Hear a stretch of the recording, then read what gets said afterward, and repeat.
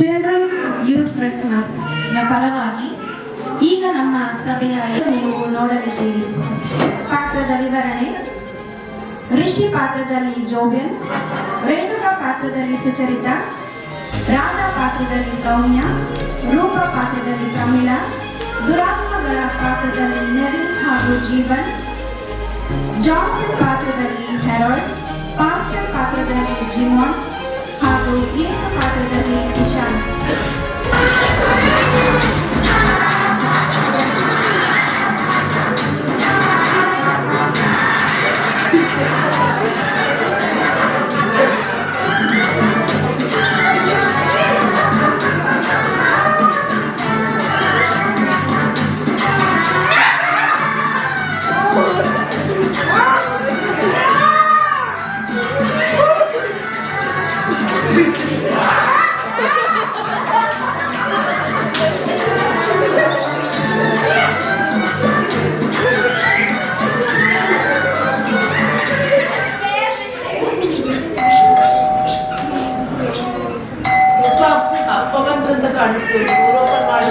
ನಾನು ಹೋಗುದಿಲ್ಲ.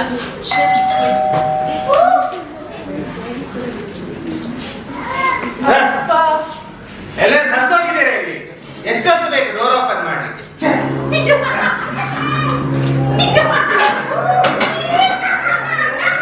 ಮಕ್ಕಳಿದ್ದಾರೆ, ಯಾವ್ದಕ್ಕೆ ಪ್ರಯತ್ನ? ನೀವು ಬಂದ್ರಲ್ಲ, ನಾನೀಗ ಊಟ ಬಡಿಸ್ತೇನೆ, ರೆಡಿ ಉಂಟು. ಮನೆಗೆ ಬಂದವರಿಗೆ ಒಂದು ನೀರು ಕೊಡ್ಬೇಕು ಸಹ ಗೊತ್ತಿಲ್ಲ, ಅದನ್ನು ಹೇಳಿ ಕೊಡ್ಬೇಕು. ತಂದೆ ತಂದೆ, ಅಯ್ಯೋ ದೇವರೇ, ದಿನಾಲು ಕುಡಿದು ಈ ರೀತಿ ಅವತಾರ ಕಟ್ತಾರೆ. ಇವತ್ತಾದ್ರೂ ಒಂದು ಸುಖದಲ್ಲಿ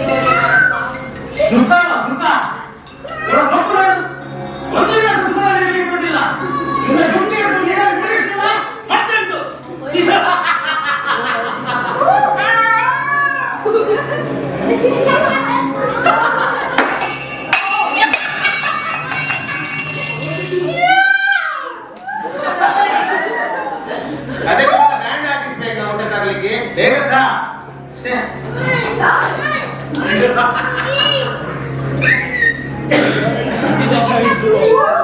ನೀವು ಸಹ ಬನ್ನಿ, ಕೂತ್ಕೊಳ್ಳಿ.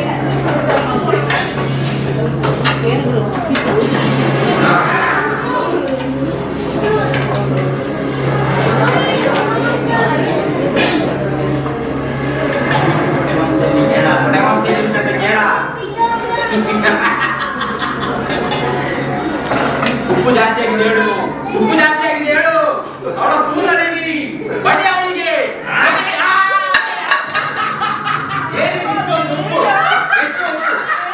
ಬೀಪಿ ಜಾಸ್ತಿ ಆಗಿದೆ, ಹಾರ್ಟ್ ಅಟ್ಯಾಕ್ ಬರ್ಬೇಕಾಗಿತ್ತು. ನೀನು ತಿನ್ನು, ಏನು ತಿನ್ನು.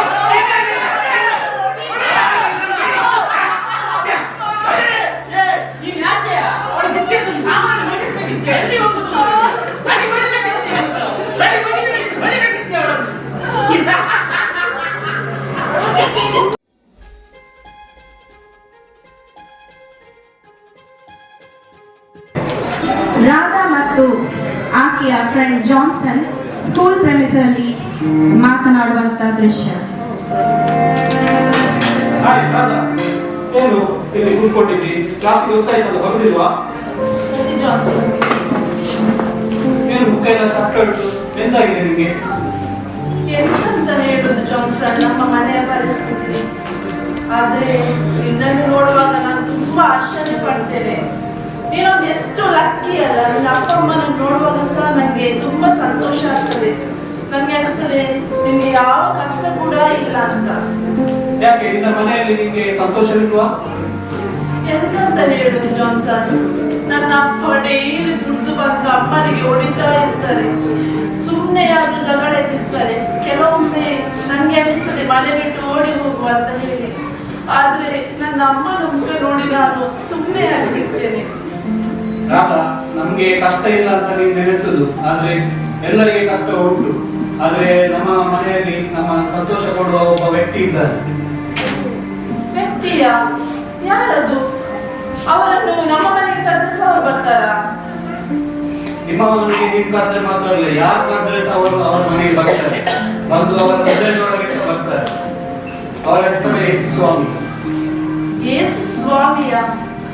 ಆ ಹೆಸರಿನಲ್ಲಿ ಎಷ್ಟೊಂದು ಸಮಾಧಾನವಿದೆ ಅಲ್ವಾ?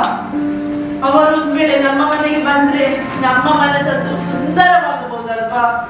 ಹೌದು ರಾಧಾ, ಯೇಸು ಸ್ವಾಮಿಯವರ ಮನೆಯಲ್ಲಿ ಯಾವಾಗಲೂ ಸಂತೋಷ ಸಮಾಧಾನ ಎಲ್ಲವೂ ಇರ್ತದೆ. ನಾನಿವತ್ತು ದಿನ ಸಂಜೆ ನಮ್ಮ ಮಾಸ್ಟರ್ ಬಳಿ ಕರ್ಕೊಂಡು ಹೋಗ್ತೇನೆ. ಅವರು ಯೇಸು ಸ್ವಾಮಿಯ ಬಗ್ಗೆ ಜಾಸ್ತಿಯಾಗಿ ತಿಳಿಸ್ತಾರೆ. ಸರಿ ಜಾನ್ಸನ್, ಖಂಡಿತವಾಗಿ ಹೋಗುವ. ಆ ಸಂಜೆ ರಾಧಾ ಜಾನ್ಸನ್ ಕುಟುಂಬದೊಂದಿಗೆ ಪ್ರೇಯರ್ಗೆ ಹೋಗುತ್ತಾಳೆ. ಅಲ್ಲಿ ಪಾಸ್ಟರ್ ಅವಳಿಗೆ ಯೇಸುವಿನ ಬಗ್ಗೆ ತಿಳಿಸುತ್ತಾರೆ. ಆ ಪ್ರಾರ್ಥನೆ ಕೂಟದಲ್ಲಿ ರಾಧಾ ಇನ್ನೆಂದೂ ಕಾಣದ ಸಂತೋಷ ಸಮಾಧಾನವನ್ನ ಅನುಭವ ಮಾಡುತ್ತಾಳೆ. ಪಾಸ್ಟರ್ ಅವಳಿಗೆ ಸತ್ಯವೇದವನ್ನು ಕೊಟ್ಟು ಪ್ರತಿದಿನ ಓದಲು ಹೇಳುತ್ತಾರೆ. ಅಂದಿನಿಂದ ರಾಧಾ ತಪ್ಪದೆ ಪ್ರಾರ್ಥನೆ ಕೂಟ ಅಟೆಂಡ್ ಮಾಡುತ್ತಾಳೆ.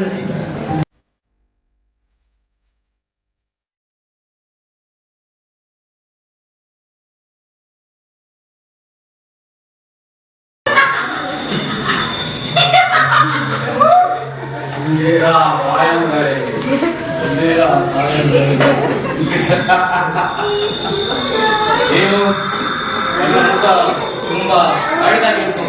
ಏನಾದ್ರು ತೊಂದರೆ ಆಗಿದ್ಯಾ? ಏನು ಹೇಳು, ಬಾಸ್ ನನ್ನನ್ನು ಜಾನ್ಸನ್ ರಿಸೈನ್ ಮಾಡಿದ್ದಾರೆ. ಅವರ ಮನೆಯನ್ನು ಸಂಪೂರ್ಣ ಹಾಳು ಮಾಡ್ಬೇಕು ಅಂತ ಟಾಸ್ಕ್ ಕೊಟ್ಟಿದ್ದಾರೆ. ಆದ್ರೆ ಏನ್ ಮಾಡುದು, ನಂದು ಹಣೆ ಬರವೇ ಸರಿ ಇಲ್ಲವೇ? ಯಾಕೆ ಅವರು ಗಂಡ ಹೆಂಡತಿ ಗಿಫ್ಟ್ ಕುಡಿಯುತ್ತಿಲ್ವಾ, ಬಡಿಯುತ್ತಿಲ್ವಾ? ಹಿಡಿಯುದ ಅವರ ಮನೆ ಒಳಗೆ ಹೋಗ್ಲಿಕ್ಕೆ ಆಗುದಿಲ್ಲ ಹೇಳ್ತೇನೆ. ಅವರ ಮನೆಯ ಸುತ್ತಲೂ ದೊಡ್ಡ ದೊಡ್ಡ ದೇವದೂತರು ನಿಂತಿರ್ತಾರೆ. ಹೌದಾ? ಅವರನ್ನು ಬರೆಗೆ ಯಾಗುದಿಲ್ಲ ಹೇಳ್ತೇನೆ.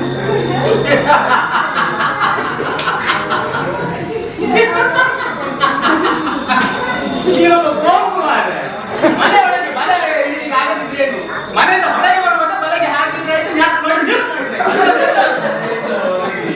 ಮನೆಯಿಂದ ಹೊರಗೆ ಬಲೆಗೆ ಹಾಕಿದ್ರೆ ಅವರನ್ನ ಅಲ್ಲಿಂದ ಮೀನಲ್ಲ.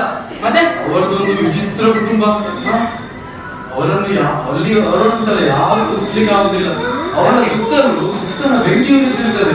ಬೆಂಕಿಯ? ಹೌದು, ಅವರ ಹತ್ತಿರ ಕೂಡ ಹೋಗ್ಲಿಕ್ಕೆ ಆಗುದಿಲ್ಲ ನನಗೆ. ಅವ್ರು ಎಲ್ಲಿ ಹೋದ್ರು ಕೂಡ ಅವರ ಜೊತೆಯಲ್ಲಿ ಇರ್ತದೆ ಆ ಬೆಂಕಿ. ನನಗೆ ಅದು ಯಾವ ಬೆಂಕಿ ಅಂತ ಆಗ್ಬೇಕು. ನನಗೆ ಆ ಬೆಂಕಿ ತೋರಿಸ್ಬೇಕು. ನಿಮಗೆ ತೋರಿಸ್ತೇವೆ. ತೋರಿಸ್ತೀಯಲ್ಲ? ನಿಮಗೆ ತೋರಿಸ್ತೇವೆ. ನನಗೆ ತೋರಿಸ್ಬೇಕು. ಸರಿ ಸರಿ. ನನಗೆ ಈಗ ಟೈಮ್ ಆಯ್ತು. ನನಗೆ ಒಂದು ಅರ್ಜೆಂಟ್ ಹೋಗ್ಬೇಕು. ನನಗೆ ಕಷ್ಟವಾಗಿದ್ದಾರೆ. ಅರ್ಜೆಂಟ್ ಅಷ್ಟು ಅವಸರದಲ್ಲಿ ಹೋಗುದು. ನನಗೆ ಅವನಿಗೆ ಹೋಗ್ಬೇಕಿದ್ದಲ್ಲ. ಅವನು ಕಾಯ್ತಿದ್ದಾನೆ. ಅವನಿಗೆ ಸಾರಿ ಕುಡಿಸಿ ಸಾರಿ ಇದೆಲ್ಲ ಮಾಡಿ ಅವನ ಮನೆಗೆ ಬಂದು ಅವನ ಹೆಂಡತಿಗೆ ಮಕ್ಕಳಿಗೆ ಹೊಡೆದು ಅವನು ಕಿರುಚುವುದೆಲ್ಲ ನೋಡ್ಲಿಕ್ಕೆ ಮಜಾ ಮಜಾ.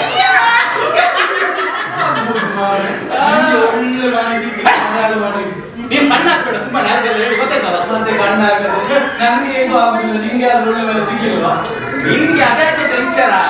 ನಿಂಗೆ ಎಷ್ಟು ಮನೆ ಬೇಕು? ಆದ್ರೆ ನನ್ನ 2 ಮನೆ ಎಕ್ಸ್ಟ್ರಾ ಉಂಟು. ಅದಕ್ಕೆ ಏನು ಮಾರ್ರೆ, ನನ್ಗೆ ಸಹ ಮನೆ ಹಾಳು ಮಾಡಿದ್ವಿ.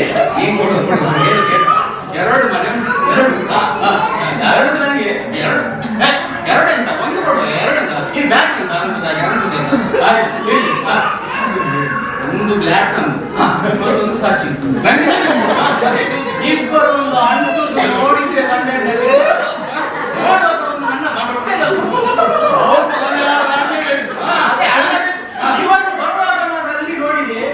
ಅಲ್ಲಿ ಹೊರಗೆ ಆ ಗ್ಲಾಸ್ ಪ್ರಮೀಳ ಒಂದು ಅಂಟಿ ಒಂದು ಫೋಟೋ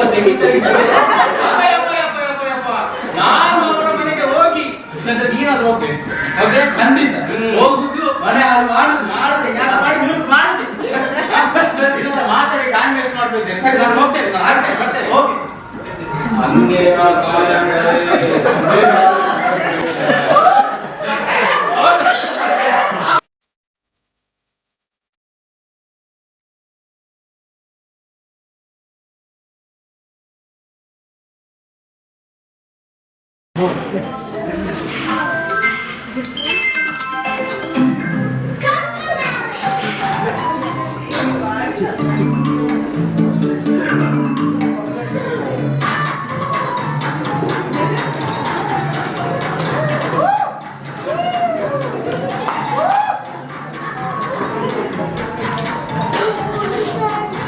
ಸಂಜೆ 7 ಗಂಟೆಗೆ ಪಾಸ್ಟರ್ ಹೇಳಿದ್ರು ಅವರ ಮೆಸೇಜ್ ವಿಚ್ಛೇದನ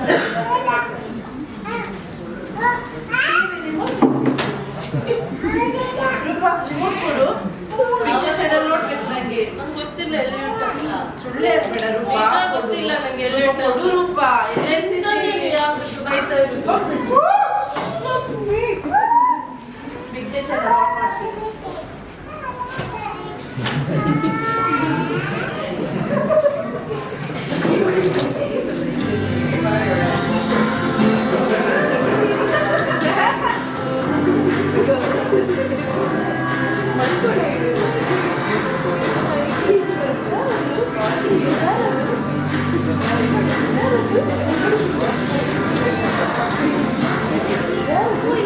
ಇದೇನಿದೆ ನನ್ನದೊಂದು ಜೀವನ. ಸಣ್ಣದ್ರಿಂದ ನಾನು ಒಂದು ಬಡ ಕುಟುಂಬದಲ್ಲಿ ಹುಟ್ಟಿದ್ದು ತುಂಬಾ ಕಷ್ಟ ನೋಡಿದೆ. ಆದ್ರೆ ಮದುವೆ ಆದ್ಮೇಲೆ ಅದು ಒಂದು ಸುಖ ಸಂಸಾರ ಸಿಗ್ತದೆ ಹೇಳಿದ್ರೆ ಈ ಹುಡುಗ ಖಂಡನೆಯಾಗಿ ಅದು ಸಹ ಇಲ್ಲ. ಈ ರೀತಿಯಾಗಿ ನಾನು ಮತ್ತೆ ನನ್ನ ಮಕ್ಕಳು ಬದುಕುವುದಕ್ಕಿಂತ ಸಾಯುವುದೇ ಸಲ್ಲಿಸ್ತದೆ ನನಗೆ. ಮಗಳೇ, ದೇವರು ನಿನ್ನ ಕಣ್ಣೀರನ್ನು ಕಂಡಿದ್ದಾರೆ, ನಿನ್ನ ಹೃದಯವನ್ನು ನೋಡಿದ್ದಾರೆ, ನಿನ್ನ ಪ್ರಾರ್ಥನೆಯನ್ನು ದೇವರಿಗೆ ತಲುಪಿದೆ. ಈ ದಿನ ನೀನು ನಿನ್ನ ಹೃದಯವನ್ನು ದೇವರಿಗೆ ಅರ್ಪಿಸುವುದಾದರೆ ಆತನು ನಿನ್ನ ಬಾಳನ್ನು ಸುಂದರವಾಗಿ ಮಾಡಲು ಶಕ್ತನಾಗಿದ್ದಾನೆ. ಮುರಿದ ಮನಸ್ಸುಳ್ಳವರಿಗೆ ಕರ್ತನು ನೆರವಾಗಿದ್ದಾನೆ. ಇಲ್ಲಿ ಹೋದವರನ್ನು ಆತನು ಉದ್ಧಾರ ಮಾಡುತ್ತಾನೆ. ಇದೇನಿದು ಈ ವ್ಯಕ್ತಿ ನನ್ನ ಹತ್ರವೇ ಮಾತಾಡಿದಾಗ ದೇವರು ಲೋಕದ ಮೇಲೆ ಎಷ್ಟೋ ಪ್ರೀತಿಯನ್ನಿಟ್ಟು ತನ್ನ ಒಬ್ಬನೇ ಮಗನನ್ನು ಕೊಟ್ಟನು. ಆತನು ನಂಬುವ ಒಬ್ಬನಾದರೂ ನಾಶವಾಗದೆ ಎಲ್ಲರೂ ನಿತ್ಯ ಜೀವನ ಪಡೆಯಬೇಕೆಂದು ಆತನನ್ನು ಕೊಟ್ಟನು. ಅದು ನಮ್ಮ ಯೇಸು ಕ್ರಿಸ್ತನಾಗಿದ್ದಾನೆ. ಈ ಯೇಸುವನ್ನು ನೀವು ನಿಮ್ಮ ಮನೆಗೆ ಕರೆಯುವುದಾದರೆ ಆತನು ನಿಮ್ಮ ಮನೆಯ ಒಳಗೆ ಬಂದು ನಿಮ್ಮೊಂದಿಗೆ ಊಟ ಮಾಡುವನು, ನಿಮ್ಮ ಮನೆಯಲ್ಲಿ ನೆಲೆಸುವನು, ನಿಮ್ಮ ಮನೆಯ ಕ್ರಿಸ್ತನ ಪ್ರೀತಿಯಲ್ಲಿ ಕುಣಿಯುವುದು. ಹಾಗಾದರೆ ನಿಮ್ಮ ಹೃದಯವನ್ನು, ನಿಮ್ಮ ಮನೆಯನ್ನು ಆತನಿಗಾಗಿ ತೆರೆಯಲು ಸಿದ್ಧರಾಗಿದ್ದೀರಿ. ಯಾರು ಈ ಯೇಸು? ಈತನ ನಾಮದಲ್ಲಿ ಒಂದೆಷ್ಟು ಸಮಾಧಾನವಿದೆ. ಯೇಸುವೇ, ನಾನು ತೆರೆಯುತ್ತೇನೆ ಸ್ವಾಮಿ, ನನ್ನ ಹೃದಯವನ್ನು ತೆರೆಯುತ್ತೇನೆ ಸ್ವಾಮಿ, ನನ್ನ ಮನೆಯನ್ನು ತೆರೆಯುತ್ತೇನೆ ಕರ್ತನೇ. ಯೇಸುವೇ ಬಾ ಅಪ್ಪ, ನನ್ನ ಮನಸ್ಸಿನೊಳಗೆ ನನ್ನ ಹೃದಯದೊಳಗೆ ಬಾ ಅಪ್ಪ. ಯೇಸುವೇ, ನನ್ನ ಮನೆಯೊಳಗೆ ಬಾ ಅಪ್ಪ. ಅಮ್ಮ,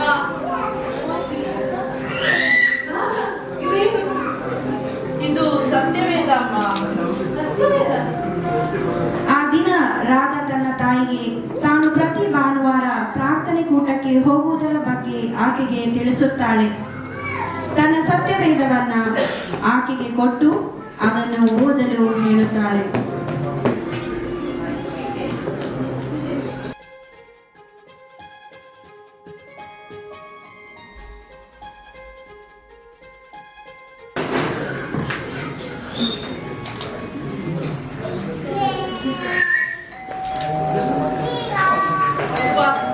ಅಪ್ಪ ಬಂದು ಕಾಣಿಸ್ತೇನೆ. ಓಪನ್ ಮಾಡ. ಏನು ರೂಪ ನೀನು ಯಾವಾಗ್ಲೂ ನಾನೇ ಹೋಗ್ಬೇಕಾ? ಹೋಗು ರೂಪ. ಎಂತ ಚೋರೆ. ದೇವರೇ, ಇವತ್ತಾದ್ರೂ ನನ್ನ ಅಪ್ಪ ಸುಮ್ನೆ ಊಟ ಮಾಡಿ ಸುಮ್ನೆ ಮಲಗಿದ್ರೆ ಸಾಕು. ರೂಪ, ಹೇಗಿದ್ಯಮ್ಮ? ಚೆನ್ನಾಗಿದ್ಯಾ? ರಾಧಾ, ಓದ್ತಿದ್ಯಾ? ಚಂದ ಮಾಡಿ ಓದು ಆಯ್ತಾ? ಓದಿ ಇನ್ನೊಂದು ಒಳ್ಳೆ ದೊಡ್ಡ ಜನ ಆಗ್ಬೇಕು. ನೋಡೋದು ಕಲಿಲಿಲ್ಲ, ಅದಕ್ಕೆ ಹೀಗೆ. ಇವನಿಗೆ ಏನಾಗಿದೆ? ಈ ನಮ್ಮನಿ ಕುಡಿಸಿ ಈಗ ಭಾರಿ ಪ್ರೀತಿಯಿಂದ ಮಾತಾಡ್ತಿದ್ದಾರೆ. ಇವನಿಗೆ ಏನಾಗಿದೆ? ಅಯ್ಯಯ್ಯೋ, ಕುಡಿಸಿದ ಕಮ್ಮಿ ಆಯ್ತಾ ಅಥವಾ ಮಾಚಂಡೆ? ಇನ್ನು MLA ಕುಡಿಸ್ಬೇಕು ಇವನಿಗೆ. ಕುಡ್ದದ್ದು ಸ್ವಲ್ಪ ಜಾಸ್ತಿ ಆಯ್ತಾ ಅಂತ. ಕುಡ್ದದ್ದು ಜಾಸ್ತಿ ಆಗ್ತದೆ ಅಂತಾನೆ ಇವಳು ಎಂತ ಮಾತಾಡ್ತಿಸ ಇಲ್ಲ. ನೀರು ಊಟ ಬಡಿಸ್ತೇನೆ. ಊಟ ಬಡಿಸು, ನಂಗೆ ಹಸಿವೆ ಆಗ್ತಾ ಉಂಟು. ಓ ದೇವರೇ, ಮೊನ್ನೆ ಪದಾರ್ಥದಲ್ಲಿ ಉಪ್ಪಿರ್ಲಿಲ್ಲ, ಅದು ದೊಡ್ಡ ರಂಪಟಾಗಿದೆ. ಇವತ್ತು ಸ್ವಲ್ಪ ಜಾಸ್ತಿ ಉಪ್ಪಾಗಿದೆ. ಈಗ ಉಂಟು ಇವಳ ಸೂಡಿ ಹಿಡಿದು ಮಾಡಿಲ್ಲ. ಆಮೇಲೆ ಉಂಟು ನಿನ್ಗೆ ಸೂಡಿ ಹಿಡಿದು ಸರಿ ಬಡಿಬೇಕಲ್ಲ. ಮಕ್ಕಳೇ, ನೀವು ಸಹ ಬನ್ನಿ ಊಟಕ್ಕೆ. ಬೇಡಮ್ಮ, ನಮ್ಮ ಮುರುದಿಲ್ಲ, ಅಪ್ಪ ಬೈತಾರೆ. ನಾನೇನು ಮಾಡುದಿಲ್ಲ, ನೀವು ಬನ್ನಿ.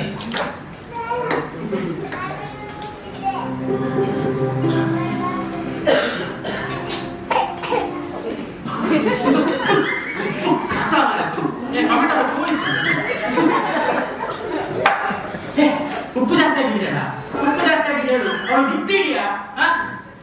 ಉಪ್ಪು ಒಂದು ಬಿಟ್ಟು ನೋಡ್ರೆ ಯಾವ ಭಾಷೆಯಲ್ಲಿ ಮಾತಾಡ್ಬೇಕು ಮಾರ್ರೆ ನಿಮ್ಗೆ? ಉಪ್ಪು ಜಾಸ್ತಿ ಆಗಿದೆ ಅಣ್ಣ, ಉಪ್ಪು ಜಾಸ್ತಿ ಆಗಿದೆ, ಉಪ್ಪು ಜಾಸ್ತಿ ಆಗಿದೆ. ಇದೆಂತ ಮಾರ್ರೆ ಮಾತಾಡ್ತಾನೆ ಇವ? ಎಂತ ಮಾರ್ರೆ ನಿಮ್ಗೆ? ಉಪ್ಪು ಜಾಸ್ತಿ ಆಗಿದೆ ಅಣ್ಣ ಮಾರ್ರೆ. ಇದು ಅಡಿಗೆ ಒಳ್ಳೆ ಆಗಿದೆ, ಆದ್ರೆ ಉಪ್ಪು ಸ್ವಲ್ಪ ಜಾಸ್ತಿ ಆಗಿದೆ ಆಯ್ತಾ. ಸ್ವಲ್ಪ ಕಮ್ಮಿ ಆಯ್ತು, ನಾನು ಮಲಗ್ತೇನೆ. ಎಂತ ಮಾತಾಡ್ತಿಲ್ಲ ಮಾರ್ರೆ, ಎಂತಾಗಿದೆ ನಿಂಗೆ ಇವತ್ತು? ಯಾಕೆ ನೀನು ಮಾತಾಡ್ತಿಲ್ಲ ಮಾರ್ರೆ? ಇಂಥ ದೊಡ್ಡ ಕಾಪರಿಂದ ಮಾತಾಡ್ತಿಲ್ಲ, ಯಾಕೆ ಮಾರ್ರೆ ಮಾತಾಡ್ತಿಲ್ಲ? ತುಂಬಾ ಜಾಸ್ತಿ ಆಯ್ತು. ಎಂತ ಮಾರ್ರೆ, ರೊಟ್ಟಿ ಕೊಟ್ಟಿದ್ದೀನಿ ಮಾರ್ರೆ, ಇದು ಜಾಸ್ತಿ ಆಯ್ತು, ಇವಾಗ ಮಾತಾಡ್ತಿಲ್ಲ ಅಂತ ಮಾರ್ರೆ ಇವಾಗ. ಅಯ್ಯೋ ಬೇರೆಲ್ಲ ಪಾಪ ಆಯ್ತು ನಮ್ಗೆ.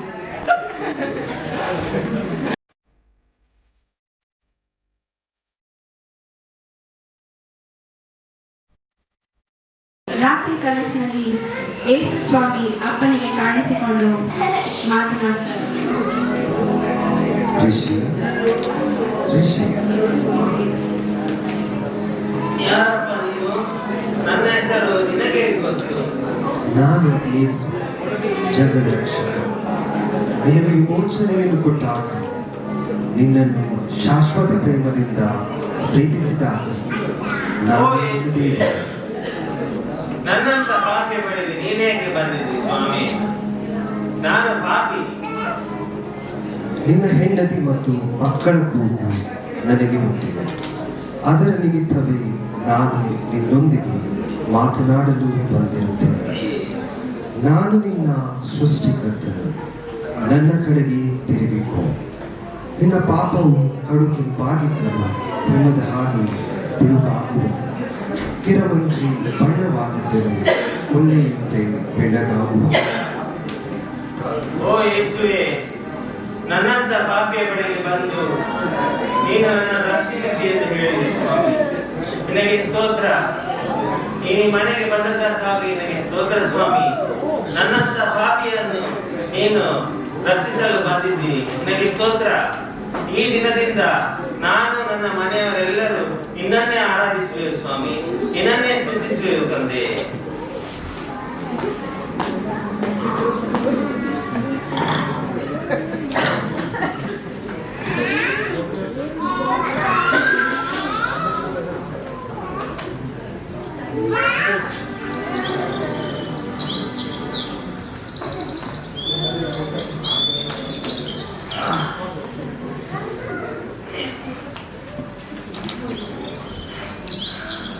ನಿನ್ನೆ ರಾತ್ರಿ ಯಾರೋ ಕನಸಲ್ಲಿ ಬಂದು ಮಾತಾಡಿದ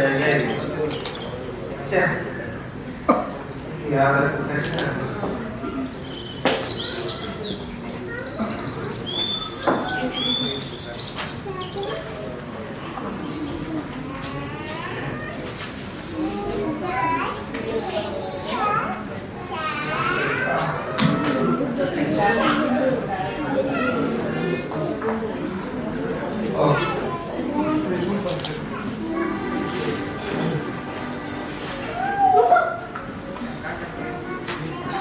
ಪೇಪರ್ ಅಲ್ಲಿ ಎಂತ ಬಂದಿದೆ ನೋಡ.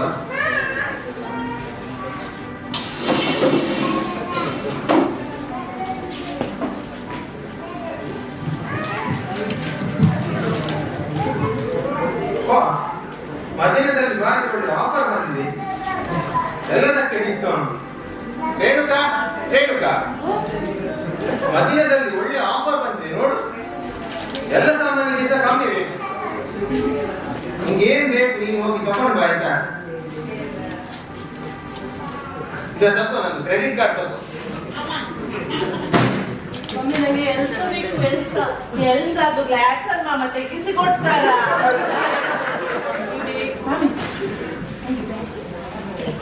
ನಂಗೆ ಸ್ವಲ್ಪ ಚಾ ಕೊಡು ಆಯ್ತಾ?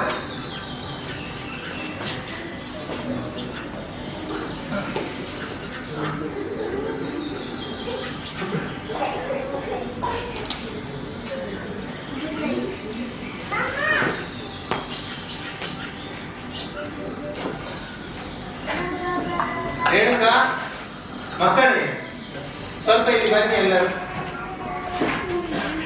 ಮಕ್ಕಳೇ ಬನ್ನಿ, ಯಾಕೆ ತರ್ತೀರಿ? ಬನ್ನಿ. ಮಕ್ಕಳೇ ಬನ್ನಿ ಬನ್ನಿ. ನಾನು ನಿಮ್ಮೆಲ್ಲರಿಗೆ ಏನೋ ಒಂದು ವಿಷಯ ಹೇಳಬೇಕು. ನಿನ್ನೆ ರಾತ್ರಿ ನನ್ನ ಕನಸಿನಲ್ಲಿ ಯೇಸು ಸ್ವಾಮಿ ಬಂದಿದ್ರು. ಆತನು ನನ್ನ ಪಾಪವನ್ನು ಕ್ಷಮಿಸಿ ನನ್ನನ್ನು ರಕ್ಷಿಸ್ತೇನಂತ ಹೇಳಿದ್ರು. ಆ ಮಾತನ್ನು ಕೇಳಿ ನನ್ನ ಹೃದಯ ಬದಲಾಯಿತು. ನಾನು ಬೆಳಿಗ್ಗೆ ಹೇಳುವಾಗ ನಾನೊಬ್ಬ ಹೊಸ ಮನುಷ್ಯನಾಗಿ ಎದ್ದು ಬಿಟ್ಟೆ.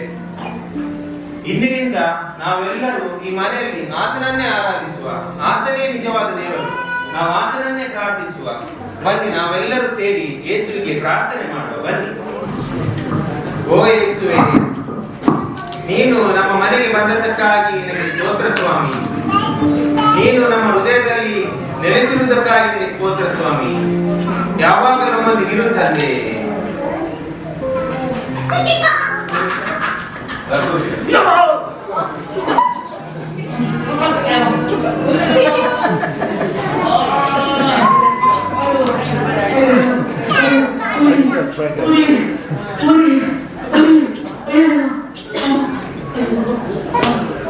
ನಿನ್ನೆ ತನಕ ಮನೆ ಒಳಗೆ ಹೋಗ್ಲಿಕ್ಕೆ ಆಗ್ತಿದ್ದು, ಇವತ್ತೇನು ಒಳಗೆ ಹೋಗ್ಲಿಕ್ಕೆ ಆಗ್ತಿಲ್ಲ. ಏನಿದ್ರು ಕಿಟಕಿಯಲ್ಲಿ ಏನದು ಬೆಂಕಿ? ಅದೇನದು ಬೆಂಕಿ? ಅಂಧೇರಕ್ಕೆ ಮಣ್ಣು ಬಿಟ್ಟು ನಾನಿದ್ದೇನೆ, ನಿನ್ನ ಅಂಧೇರ ಕಾಣ್ತಾ ಒಳಗೆ ಹೋಗ್ಲಿಕ್ಕೆ ಆಗ್ತಿಲ್ಲ. ನೋಡು ನೋಡು ನೋಡು, ಅಲ್ಲಿ ಬೆಂಕಿ ನೋಡು, ಬೆಂಕಿ ಬೆಂಕಿ ಬೆಂಕಿ. ಈಗ ಗೊತ್ತಾಯ್ತಾ ನಿಮ್ಗೆ? ನಾನು ಹೇಳಿದ ಬೆಂಕಿ ಇದೆ ಅಂತ. ನೀನ್ ಹೇಳಿದ ಬೆಂಕಿ ಇದೆಯಾ? ಇದೇ ಬೆಂಕಿ. ಅಯ್ಯೋ ಎಲ್ಲ ಹೋಯ್ತು. ಅಯ್ಯೋ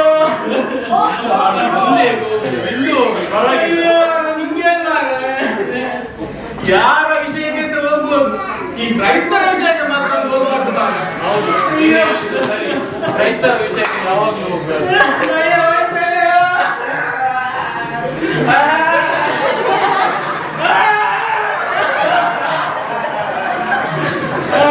ರೀತಿಯಾಗಿ ಋಷಿ ಮತ್ತು ಕುಟುಂಬ ಕರ್ತನ ಸೇವೆಯಲ್ಲಿ ತೊಡಗುತ್ತಾರೆ. ಅವರ ಮನೆಯಲ್ಲಿ ಯಾವಾಗಲೂ ಸಂತೋಷ ಮತ್ತು ಆನಂದವು ತುಂಬಿ ತುಳುಕಲು ಪ್ರಾರಂಭಿಸುತ್ತದೆ. ಏಸು ಇರುವ ಮನೆಯಲ್ಲಿ ಎಷ್ಟು ಸಂತೋಷ, ಎಷ್ಟು ಸಂತೋಷ. ಈ ಕಿರುನಾಟಕದ ಮೂಲಕ ಕ್ರಿಸ್ತ ಯೇಸುವಿನ ಹೃದಯವನ್ನೇ ತಮ್ಮ ಪಾತ್ರಗಳ ಮೂಲಕ ತೋರಿಸಿರುವ ಎಲ್ಲರಿಗೂ ಹಾಗೂ ಇದರಲ್ಲಿ ಸಹಕರಿಸಿರುವ ಪ್ರತಿಯೊಬ್ಬೊಬ್ಬರಿಗೂ ಕ್ರಿಸ್ತನ ಮಧುರ ನಾಮದಲ್ಲಿ ನಾನು ಧನ್ಯವಾದಗಳನ್ನು ತಿಳಿಸ್ತೇನೆ. ದೇವರು ನಿಮ್ಮ ತಲಾಂತುಗಳನ್ನು ಹೇರಳವಾಗಿ ಆಶೀರ್ವದಿಸಿ ಹೆಚ್ಚಿಸಲಿ. Thank you.